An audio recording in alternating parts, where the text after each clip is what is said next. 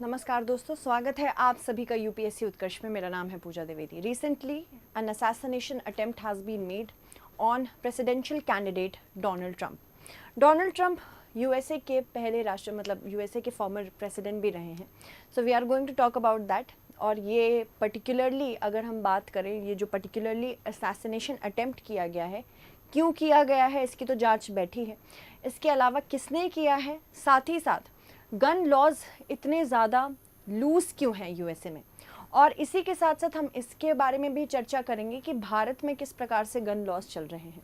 ठीक है, सो ये असैसिनेशन अटेम्प्ट जो रिसेंटली हुआ है, president Trump, former president Trump rally में एक स्पीच दे रहे थे और बहुत ही करीब से एक गोली गई है इनके राइट ईयर में इंजरी हुई है। उसके बाद हमें यह भी पता चला है कि 2 लोग वुंड हो गए हैं, वुंडेड हैं, और एक व्यक्ति की मृत्यु भी हो गई है। तो इसके बारे में चर्चा करते हैं। पूर्व राष्ट्रपति डोनाल्ड ट्रंप को पेंसिल्वेनिया में एक रैली के दौरान गोलियों की आवाज़ें आने के बाद मंच से उतार दिया गया। साथ ही साथ इंजरी जो हुई, Donald Trump former president Trump वहीं पे बैठ गए, और जिसकी वजह से बाद में सिक्योरिटी फोर्सेस ने उन्हें कवर कर लिया, जिसकी वजह से उनको ज़्यादा इंजरी हुई नहीं, बट फिर भी राइट ईयर के पास इंजरी होना मतलब बहुत ही करीब से गई है गोली। ठीक है, तो इसके बारे में बात करते हैं। फिलहाल पेंसिल्वेनिया यहाँ पे स्थित है, और यूएसए में आगामी चुनाव के बारे में भी हम चर्चा करेंगे। फिलहाल जो प्रेसिडेंट है जो बाइडेन है, जिनसे बार बार बोला जा रहा है कि आप स्टेप डाउन कर लीजिए, reason being that he has become too old, and because of him being too old maybe people are not taking USA that seriously. Donald Trump is a candidate who is challenging him, तो उसके बारे में भी हम चर्चा करेंगे। अपने truth social network पर एक बयान में ट्रंप ने कहा कि गोली उनके दाहिने कान के ऊपरी हिस्से से छूती हुई निकल कर गई, जिससे खून बहने लगा। उन्हें तुरंत चिकित्सा सुविधा दी गई और उन्होंने अपने समर्थकों को आश्वासन दिया कि वो बिल्कुल ठीक है। कानून प्रवर्तन सूत्रों ने बताया है कि राइफल से लैस संदिग्ध को सीक्रेट सर्विस एजेंटों ने गोली मारकर हत्या कर दी। इसकी उम्र बस 20 साल थी। जिस बच्चे ने ये किया है वो बच्चा ही है हमारे नज़रिए से, तो he was just 20 years of age. और इसके बारे में कुछ चीज़ें भी पता चली इस बच्चे के बारे में। थॉमस क्रूक नाम है इसका। स्कूल में बहुत शांत रहता था, और ऐसा भी नहीं था कि कुछ क्रिमिनल नेचर का बच्चा था ये। साथ ही साथ इसके जो सोशल मीडिया पोस्ट हैं किसी भी तरह से वायलेंस को प्रमोट नहीं करते थे। तो इसकी कोई क्रिमिनल बैकग्राउंड ना होने की वजह से बड़े क्वेश्चंस उठ रहे हैं कि ऐसे कैसे हो सकता है कि एक 20 साल का व्यक्ति किसी मतलब ऐसे भयानक क्राइम को अंजाम देने वाला है। So this is one thing that we have to keep in mind कि इसका हमें जो हिस्ट्री पता चला है, कोई भी क्रिमिनल बैकग्राउंड नहीं है। इसने अपने सोशल मीडिया पे कोई भी ऐसी चीज़ें नहीं डाली हैं जिसमें बेसिकली आपको लगे कि हाँ इसकी प्रवृत्ति कुछ ऐसी थी कि आगे चल के क्रिमिनल बन जाए। हाँ, भले ही हम बात करें, इसने राइफ़ल ट्रेनिंग ज़रूर ली थी। इनफैक्ट ये राइफ़ल टीम का हिस्सा भी बनना चाहता था, बट क्योंकि ये बैड शूटर था इस वजह से इसका चयन नहीं हो पाया था। इसके अलावा इसने कुछ यूट्यूब चैनल्स फॉलो करके रखे थे जिसमें साफ साफ दिख रहा है कि वहाँ ह्यूमन मैनिक्विन्स पे किस तरह से गोली चलाई जाती है, उसका भी प्रशिक्षण इसने देखा है यूट्यूब पे। तो यहाँ पे पर्टिकुलरली हम देखें कि इसके इंटरेस्ट कुछ इस प्रकार थे। शुरू में बहुत लोग जो ट्रंप की रैली में गए थे उन्होंने ये बोला था कि हमें ये इस व्यक्ति का बर्ताव कुछ ठीक नहीं लग रहा है, क्योंकि वो लैडर चढ़ के ऐसी जगह पे पहुंच गया था जहां पे वो डोनाल्ड ट्रंप का टॉप व्यू एक्सेस ले सकता था। तो इसके बारे में एजेंसीज़ को, सिक्योरिटी एजेंसीज़ को बताया भी गया, और यहाँ पे सिक्योरिटी एजेंसीज़ उसकी तरफ खड़ी भी थी कि क्या ये ऐसा कोई काम कर भी सकता है जिससे डोनाल्ड ट्रंप प्रेसिडेंशियल कैंडिडेट की हत्या हो सकती है। तो उसके बाद जैसे ही उसने गोली चलाई है उसके बाद उसको शूट किया गया और उसकी मृत्यु हो गई। ठीक है, तो पेंसिल्वेनिया पुलिस ने बताया कि ट्रंप पर करीब 400 फीट दूर मौजूद इमारत की छत से फायरिंग की गई है। ठीक है, तो कुछ इस प्रकार था। 400 यहाँ पे हमलावर यहाँ पर था। ठीक है, यहाँ पे स्नाइपर था, यहाँ पे समर्थक बैठे हुए थे, इधर भी समर्थक थे और इधर भी समर्थक थे। ठीक है, और ट्रंप का स्टेज यहाँ था। तो यहाँ पे पर्टिकुलरली आप देखेंगे 400 फीट की दूरी से बना था। यहाँ पे स्नाइपर था, जैसे ही इसने गोली चलाई है यहाँ पे तुरंत स्नाइपर ने इसको मार दिया।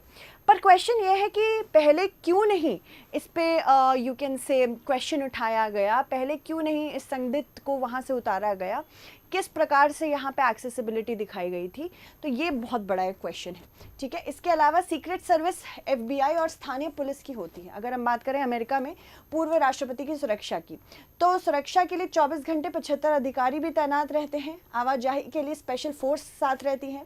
जिस इवेंट में पूर्व राष्ट्रपति शामिल होते हैं उसके चारों तरफ से बैरिगेटिंग भी होती है। किसी भी इवेंट में शामिल होने से पहले सीक्रेट सर्विस के एजेंट्स उस जगह का मुआयना करते हैं।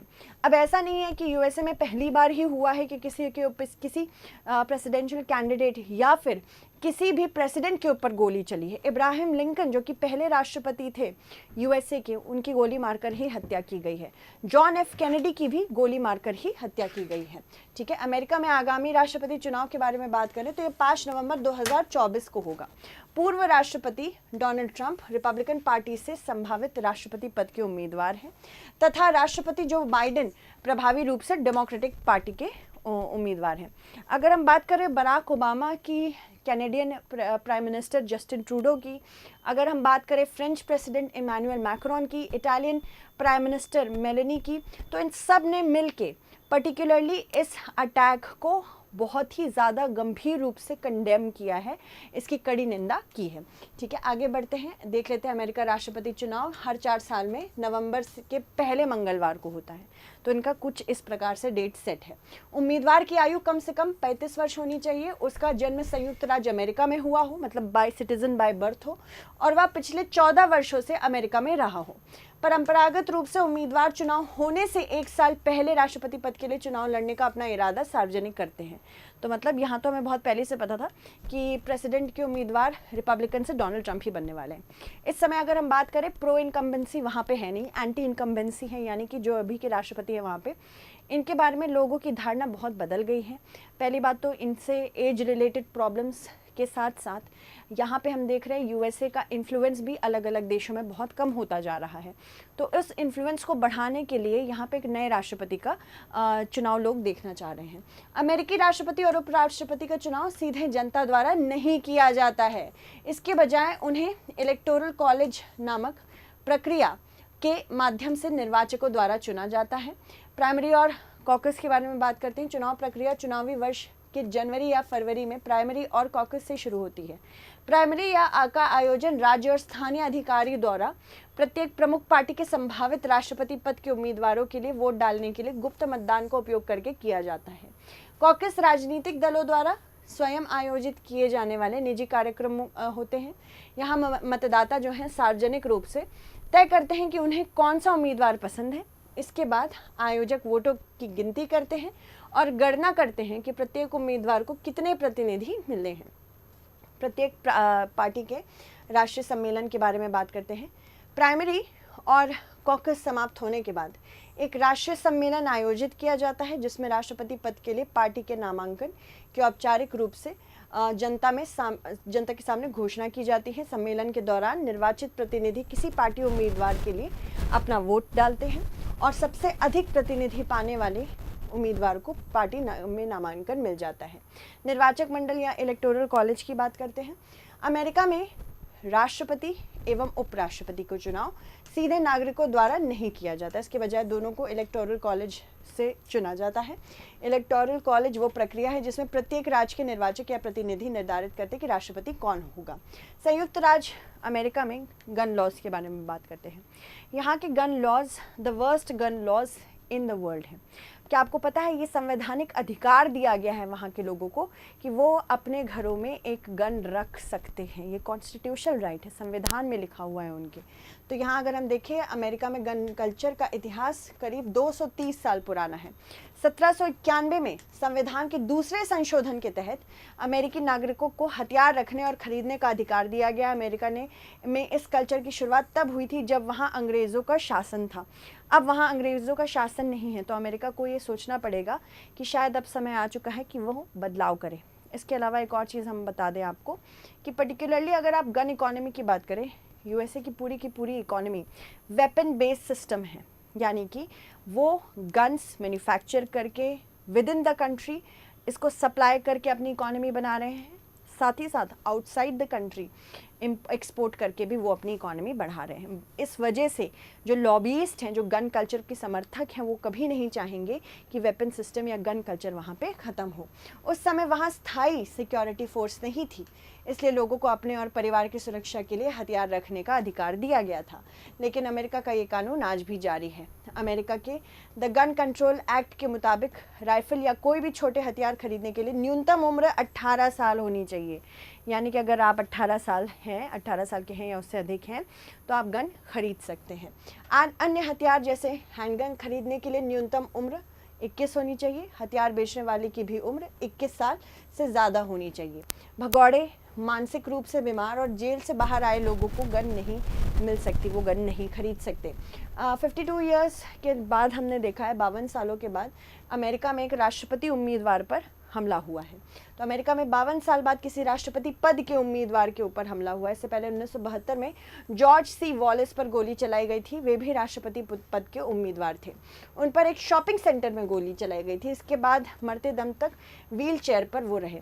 इससे पहले 1968 में पूर्व राष्ट्रपति जॉन एफ कैनेडी के भाई रॉबर्ट एफ कैनेडी पर भी हमला हुआ था। वे इलेक्शन कैंपेन लॉस एंजलिस से लौट रहे थे। ठीक है, आर्म्स एक्ट देखते हैं। भारतीय शस्त्र अधिनियम के बारे में बात करते हैं। शस्त्र अधिनियम 1959 शस्त्रों और गोला बारूद के अधिग्रहण, कब्जे, निर्माण, बिक्री, परिवहन, आयात और निर्यात से संबंधित मामलों को नियंत्रित करता है। यह निषिद्ध हथियारों और गोला बारूद के एक विशिष्ट वर्ग को परिभाषित करता है, उनके उपयोग को प्रतिबंधित करता है तथा इसके प्रावधानों के उल्लंघन के लिए दंड और का प्रावधान भी रखता है। प्रमुख प्रावधान की बात करें तो भारत में बंदूक लाइसेंस के लिए आवेदक की आयु कम से कम 21 वर्ष होनी चाहिए। वह हिंसा से संबंधित किसी भी अपराध में दोषी ना हो, मानसिक रूप से अस्वस्थ ना हो या सार्वजनिक सुरक्षा और शांति के लिए खतरा ना हो। संपत्ति योग्यता बंदूक लाइसेंस प्राप्त करने के लिए एक मानदंड नहीं है।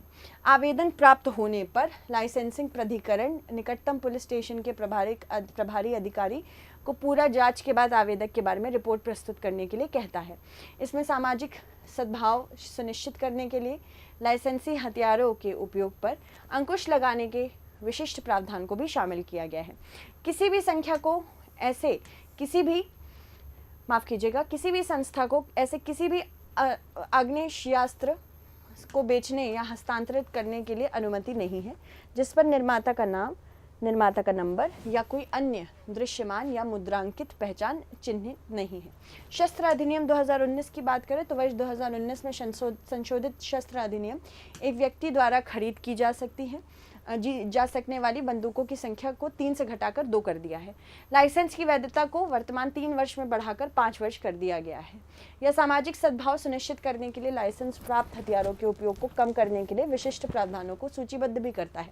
बिना लाइसेंस के प्रतिबंधित गोला बारूद के अधिग्रहण, कब्जे या ले जाने वाले अपराध के लिए जुर्माने के साथ साथ कारावास की सज़ा भी है, जो कि 7 से 14 वर्षों के बीच है।